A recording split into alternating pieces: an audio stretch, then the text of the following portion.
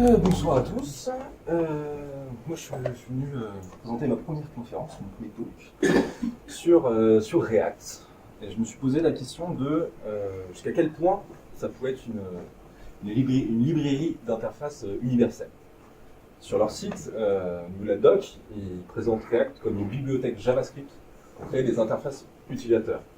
Donc c'est tout simple.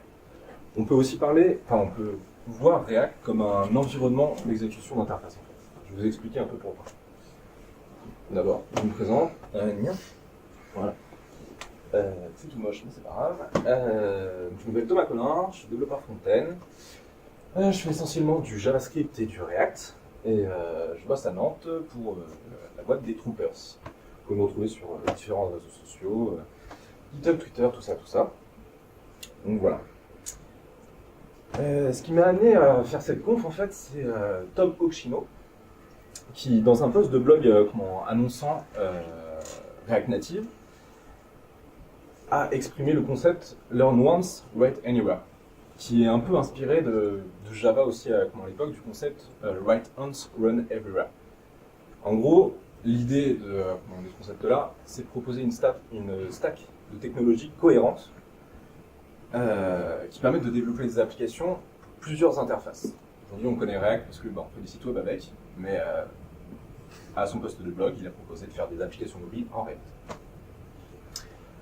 Donc globalement, on garde les technos, JavaScript, on va garder aussi la librairie React, et donc c'est pour ça que je parle d'environnement d'exécution d'interface, où on va parler du UI runtime aussi.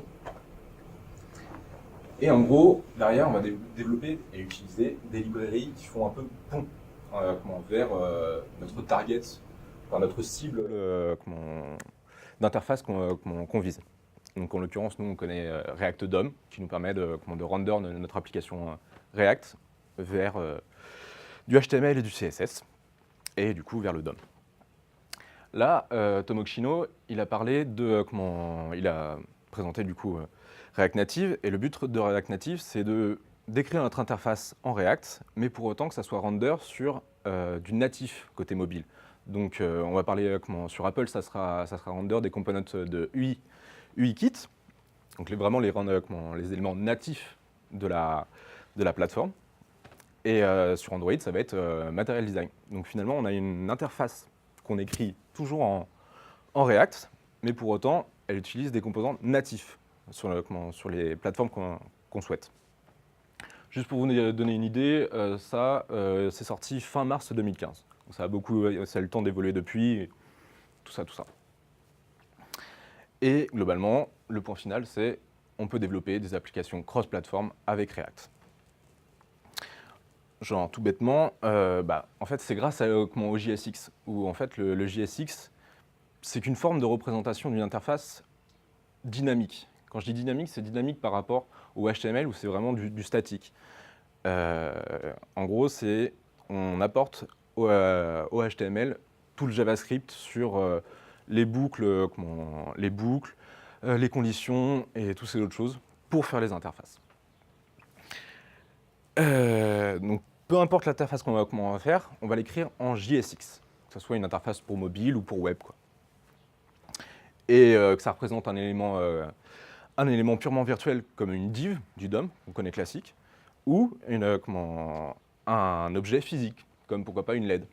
Donc là, on pourrait définir un component LED qui aura une propre on, qui sera booléen un true ou false, et on pourrait la commander, on pourrait faire un pont du coup, genre React Hardware, je dis ça au pif, qui pourrait du coup aller faire le pont sur une LED qui sera allumée en fonction de la prop, tout bêtement. Donc en termes de pont, moi je dis pont, c'est moi qui le dis, hein. Enfin, je suis pas sûr que ça soit qu'on l'appelle comme ça. Au niveau des bridges qu'on peut avoir, donc on connaît tous React Native, donc pour du mobile, on va targeter sur du Android ou iOS. Il existe aussi React Hardware, donc c'est une librairie qui existe vraiment et qui permet vraiment d'écrire une interface pour des éléments physiques de l'hardware, quoi. Donc l'exemple que je montrais précédemment, vous pouvez le faire, il est dispo sur React Hardware et tout, essayez, c'est rigolo. On peut aussi écrire de la musique en React et en JSX. On a aussi Proton Native pour faire des des interfaces desktop avec libui. Libui qui est une super librairie. Allez voir, c'est une librairie en C qui permet de taper derrière les librairies d'interface natives, que ce soit sur Mac, Windows et Linux. Ça c'est bien. Et il y a aussi le React Native Windows fait par Microsoft qui permet d'écrire des interfaces du coup pour Xbox One, Windows 10 desktop et mobile. Et en gros, sur tous ces bridges, on va pouvoir utiliser tout ce qu'on connaît de React. Donc que ce soit le JSX, avec les props, les components, le state, les hooks aussi qui viennent d'arriver. Après, je vais nuancer ça dans le sens où il y a des contre-exemples, par exemple Expo, qui n'est pas la dernière mise à jour de React, etc. Mais ça vient. En gros, on a une stack commune. Et aussi, au passage, le workflow entre toutes ces librairies pourra changer. On va utiliser Webpack pour le web et le DOM, mais ça peut évoluer sur React Native, c'est un peu plus complexe que ça, etc. Ça sera à chaque bridge sa solution de workflow. Et le plus drôle, c'est que finalement, ces slides que j'ai faits, je les ai écrits en React aussi, avec Spectacle. Donc on peut vraiment faire... React nous permet de définir des interfaces pour tout et n'importe quoi. Et aller voir Spectacle, c'est super bien, c'est super cool. On peut faire plein de choses. Nous, ce qui va nous intéresser aujourd'hui, c'est de faire un snake. Et donc, pour ceux qui ont moins de 20 ans, on va juste faire un rappel. Snake, c'est Nokia 3310 qui l'a popularisé le jeu. C'est tout bête. On contrôle un serpent. Il a besoin de manger pour grandir. On va dire qu'il va manger des pommes ou des bonbons. Et il y a des contraintes. On ne doit pas toucher les bords et on ne doit pas se mordre la queue. Voilà. On va représenter tout ça sous une forme de grille et avec des cellules qui seront, là le serpent comme on peut le voir là sur un immeuble.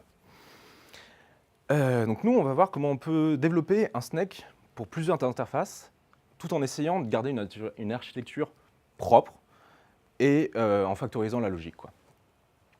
Donc pour factoriser la logique, on a Redux. Je ne vais pas m'attarder là-dessus. Qui connaît Redux? Ouais, ça va à peu près. Pour ceux qui n'ont pas levé la main, c'est en gros un state manager. On garde un state qui est un objet qui va représenter notre application. On le modifie en dispatchant des actions.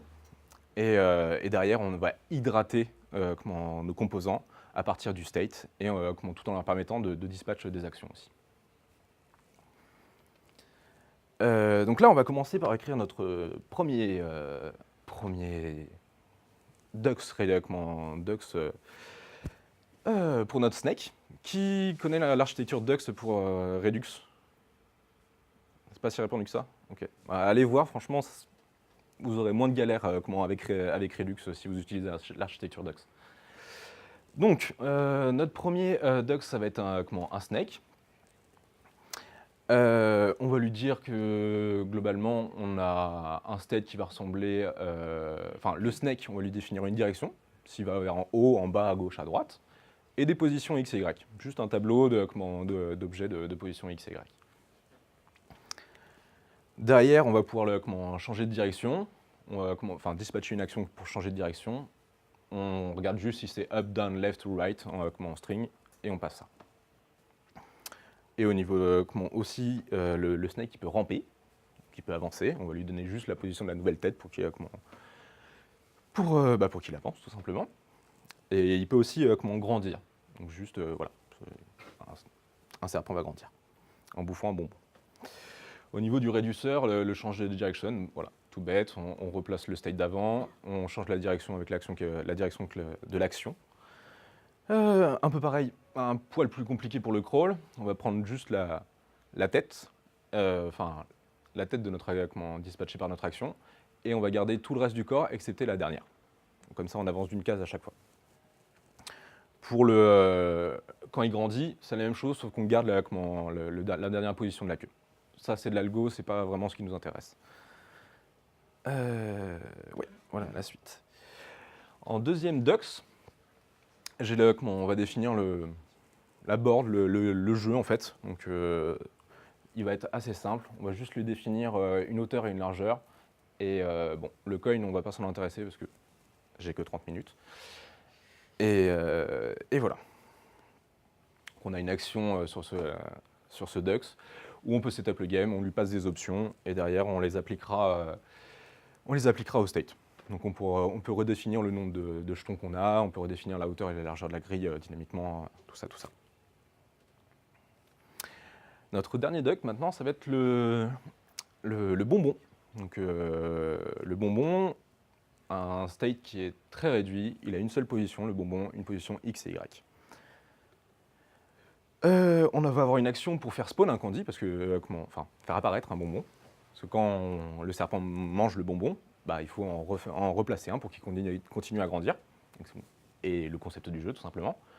On va juste lui passer, du coup, un tableau de positions à éviter. En l'occurrence, c'est le serpent, parce qu'on ne veut pas faire apparaître un bonbon sur le serpent, ça serait de la triche. Et les limites de la grille. Bon, on a un joli... Bon, ça rendait un peu mieux si on a un écran plus large, hein. Désolé. Mais globalement, on va boucler pour pour sortir une position aléatoire en fonction des paramètres qu'on a vus précédemment, donc les positions à éviter et la taille de la grille.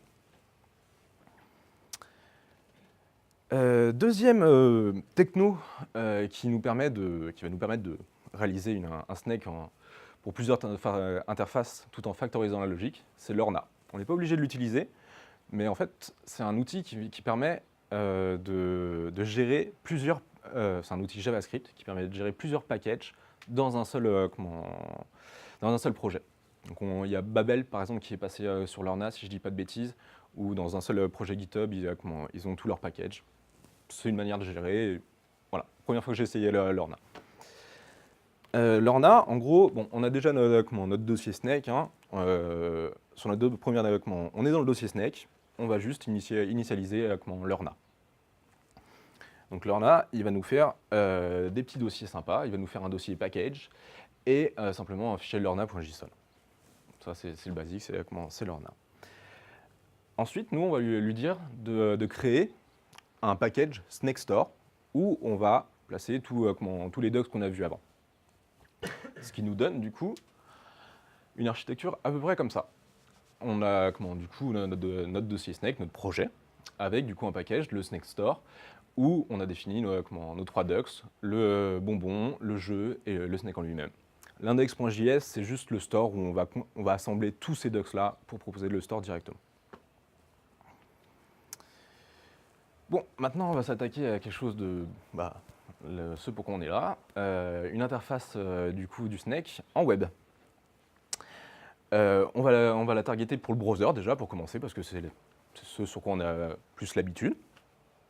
Donc on va utiliser React DOM pour cibler le DOM. On pourrait aussi le faire en Canvas, par exemple. Je ne sais pas s'il y a React Canvas, mais en soi, c'est aussi une techno qui pourrait fonctionner sur le web. Et pour ça, je vais vous présenter un peu, juste un tour rapide sur la structure de fichier du Snake Web que j'ai faite.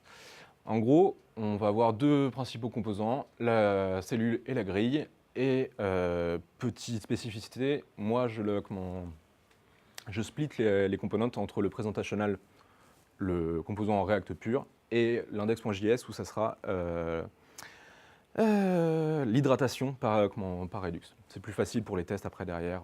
Voilà, c'est juste une spécificité à moi. Et aussi, on peut voir que notre workflow est basé sur Webpack, parce que React DOM, et puis on a l'habitude, c'est sympa, c'est facile, tout ça. Pour faire un tour rapide, on va commencer par notre grille, donc le côté présentationnel. Notre grille, on va la définir par sa hauteur, sa largeur, et une fonction quand on tourne en fait, quand l'utilisateur demande que le serpent aille à gauche, à droite, en haut, en bas, etc. Pour ça, on va écouter l'événement onKeyDown, donc ça c'est un événement purement du DOM, et on va lui dire gère notre onKeyDown pour voir.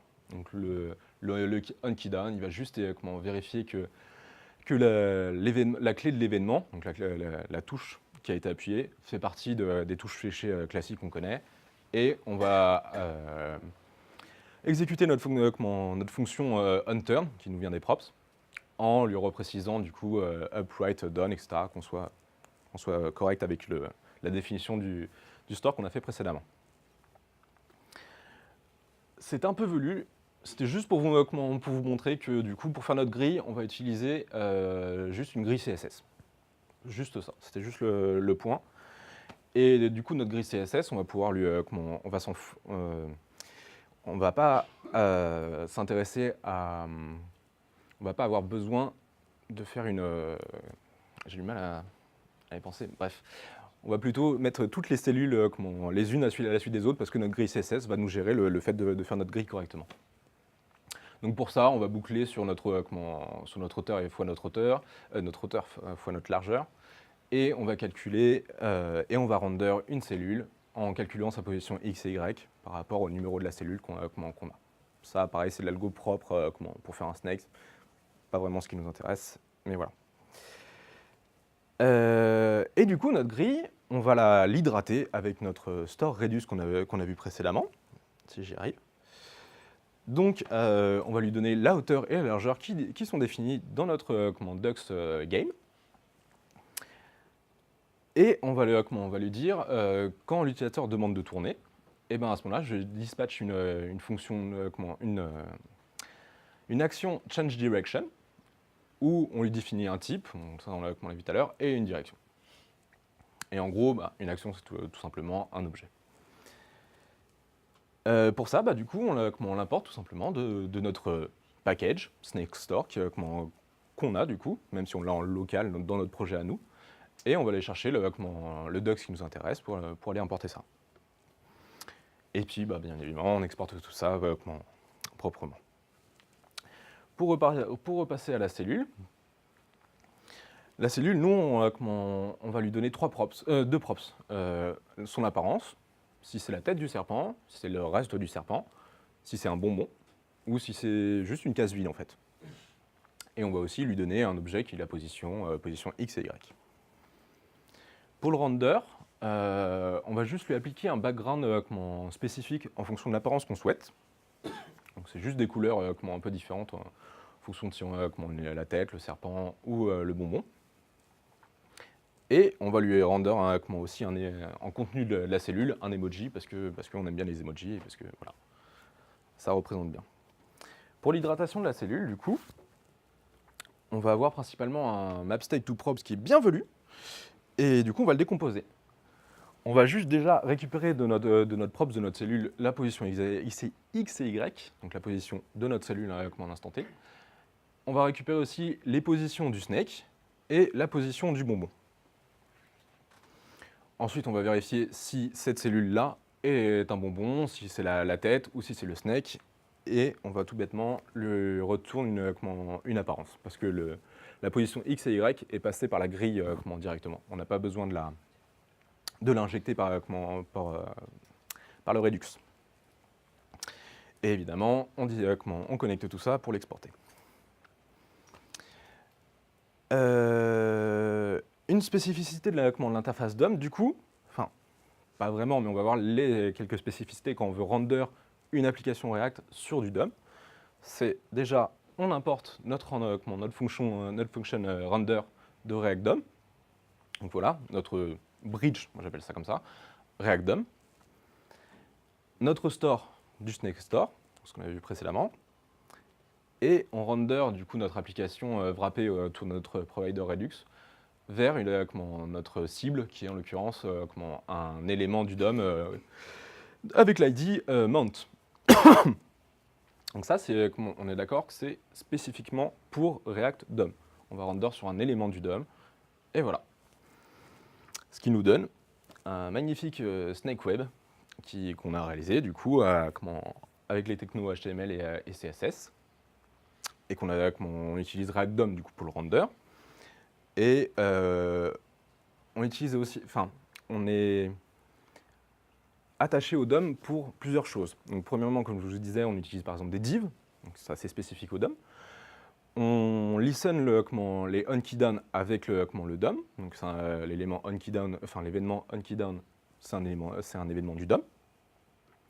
Et aussi le render final, on le render sur un élément du DOM pareil.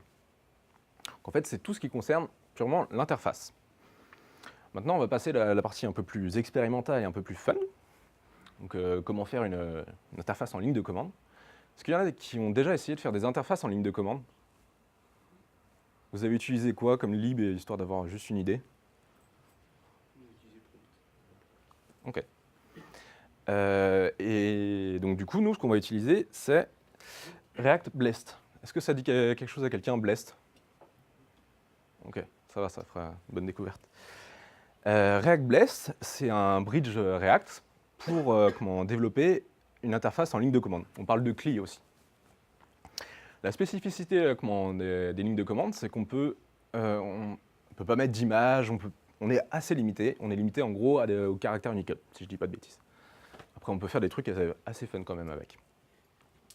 Et du coup, React Blest, évidemment, c'est basé sur Blest, qui est en gros une librairie JavaScript qui permet de sortir des interfaces en ligne de commande assez bluffantes, enfin, je trouve personnellement. Je ne sais pas si vous aviez imaginé faire une carte du monde avec des points spécifiques, des points GPS spécifiques en ligne de commande, c'est quand même assez balèze. Et en gros, c'est une librairie qui est dans le style des ncurse pour les terminaux. Et à la différence, du coup, vous parliez de prompt tout à l'heure, du coup, Blest est pas du tout dans c'est une librairie de terminal, mais au-delà de juste l'interface question-réponse en fait. On est vraiment plus proche de l'interface en fenêtré en fait. Donc c'est intéressant, voilà, on peut faire des choses assez intéressantes avec ça. Le problème de Blest, c'est que c'est pas très accessible, c'est un peu vieux, c'est expérimental et c'est légèrement abandonné. C'est un peu le problème de l'open source. Mais avec ce qui est l'existant déjà, on peut faire beaucoup de choses. Après, il faut se taper la doc et essayer de comprendre les spécificités des trucs et la mauvaise API qui a été codée, mais bon, c'est autre chose. Et on peut même faire du hot module replacement sur une interface en CLI. Donc là, on voit, il change la couleur du carré qui bouge, tout bêtement, et c'est direct repris. Donc voilà, on a la techno du hot module replacement pour des applications en ligne de commande. Pareil, c'est très expérimental. C'était purement un proof of concept de Dan, je ne sais plus son nom de famille, qui bosse à la tête de React quasiment. Et voilà, mais voilà, c'est quand même impressionnant. Maintenant, le Snakely, je vais vous présenter du coup les fichiers qu'on a. Enfin, c'est rapide, il y en a plus normalement, c'est juste histoire de faire une présentation rapide. En gros, on va avoir une board de jeu et une grille. Ouais, un plateau de jeu. On n'a pas vraiment besoin de cellules, je vais vous dire pourquoi, enfin, on verra ça par la suite. Là, on voit qu'on a une spécificité, c'est que sur le Snake Web, j'utilisais Webpack, alors que là, j'utilise Babel Node pour être plus précis. Voilà, le workflow peut changer en fonction des interfaces qu'on vise. Et autre différence aussi, c'est qu'ici, on a un screen dans notre dossier store. On va commencer par celui-là.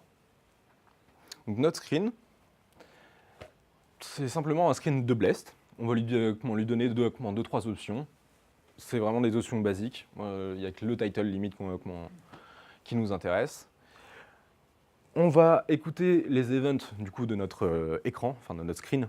Donc les événements sur les appuis touches Escape, Q et CTRL-C pour exit l'application. Parce que voilà, on attend d'une application en clic que quand on fasse CTRL-C, elle s'arrête, ou quand Q, etc. Donc voilà, donc ça, l'écoute des appuis touches se fait sur le screen en Blest. Alors à la différence de React DOM où on le faisait vraiment avec des éléments du DOM. Notre screen, du coup, il va nous permettre de render notre app comme l'élément cible du DOM en fait. C'est le même concept. Donc on importe notre render de React Blest, notre store de notre Snake Store, et on render notre application wrappée dans le provider React Redux avec notre store vers le screen qu'on a défini plus tôt. Et du coup, on render ça avec la même API React finalement. C'est juste nos imports qui changent et voilà. Donc de quoi est composée notre app? Notre app va être composée essentiellement, voilà. Si vous vouliez voir un peu à quoi ça ressemble une application Blest, bah, finalement on utilise du GSX pareil, donc c'est pas loin de ce qu'on fait. On a juste des éléments un peu atypiques à Blest. Là en l'occurrence j'utilise beaucoup de box. C'est la div de Blest tout bêtement. Et vous voyez qu'au niveau du style c'est un peu cracra d'avoir des props en tant que. Enfin, 8 et white, ça serait plus dans un style. Enfin, après, on peut reparler de l'API, mais elle est un peu chiante. Nous, ce qui nous intéresse surtout, c'est que finalement, on va avoir un plateau de jeu qui va wrapper notre grille de jeu. Notre board, du coup, notre plateau de jeu, il est alors déjà, ah oui. On va lui filer une props qui est game over, juste savoir si dans notre état on a 0 pièce. À ce moment-là, c'est le game over, tout bêtement. Et sinon, on va lui dire que aux appuis touches, bon, espace c'est pour insérer une pièce, mais ça, pareil, c'est pas ce qui nous intéresse ici. C'est sur les appuis touches fléchés, on va dispatcher une action change direction de la même façon qu'on faisait précédemment. Notre action change direction étant importée, pareil, de notre package SnakeStore local qu'on a défini plus tôt. Et du coup, de la même façon, on exporte tout ça, tout bien. Maintenant, au niveau toujours de la board, mais côté présentationnel, au component d'Inmount, on va du coup dire à notre screen, écoute les appuis touches sur up, down, left, right, et à ce moment-là, exécute la props on press, comme on a vu précédemment. Et là, voilà, la différence se fait qu'on ne va pas écouter des événements du nom on key down, mais du coup, on va register des callbacks sur notre screen. Et évidemment, parce qu'on n'est pas des crades, quand le component will unmount, on clean tout ça. Voilà. Au niveau du render, c'est assez simple. On va juste s'intéresser au command. Donc en gros, si on n'est pas en game over, on va render notre children. Notre seul children qu'on a, c'est la grille. Donc voilà, c'est tout ce qui nous intéresse. Donc cette grille, on lui injecte des props. Donc en l'occurrence, la hauteur et la largeur, qu'on a vu précédemment, les positions du snake et la position du bonbon. J'ai architecturé différemment, on pourrait faire c'est plus affiné sur la version web. Mais voilà, après on peut architecturer les choses de plein de manières différentes et c'est pas un souci. Voilà. Et du coup, notre grille au niveau présentationnel, donc vraiment juste le composant React, on lui définit ça c'est moi, c'est l'histoire de faire du style un peu dynamique, par rapport aux props et au state, retourner un objet de style. Et on va les appliquer à la racine d'un élément blessed. Donc c'est pour ça que je disais que l'API était un peu dégueulasse tout à l'heure, c'est qu'en même temps je définis mon top, mon left, et des choses purement stylistiques, et en même temps j'ai un style spécifique, un objet spécifique. Voilà, c'est l'API blessed, il faut la bouffer et on ne peut pas faire autrement. Donc pareil, ça c'est notre render qui est toujours aussi touffu et qu'on va bien décomposer. Donc déjà, on récupère nos props qu'on a vu précédemment, la hauteur, la largeur, les positions du snake et du bonbon. On va définir un pseudo composant, parce que c'est pas un composant React finalement, c'est juste une fonction qui va nous retourner une string. Ça, je contrains par ça par rapport à Blest, où du coup je vais utiliser une box où je peux pas lui mettre exactement un composant React comme je voudrais le faire. Voilà, donc on est tout bête par rapport à l'apparence de la cellule, du coup, soit on va afficher une case grise, soit une case verte quand on est le serpent, soit une case rouge quand on est le bonbon. Et en gros, ça passe pas, est-ce que, ouais. Et en gros, pareil que la grille sur le Snake Web, on boucle sur notre hauteur fois notre largeur, histoire d'avoir le nombre exact de cellules qu'on veut. On map tout ça, on calcule si c'est le snake ou si c'est le bonbon ou si c'est vide. Et on lui map par rapport à l'apparence et on crée notre cellule qui va juste nous retourner une chaîne de caractères. On concatène tout ça avec un espace et on en fait une string finale.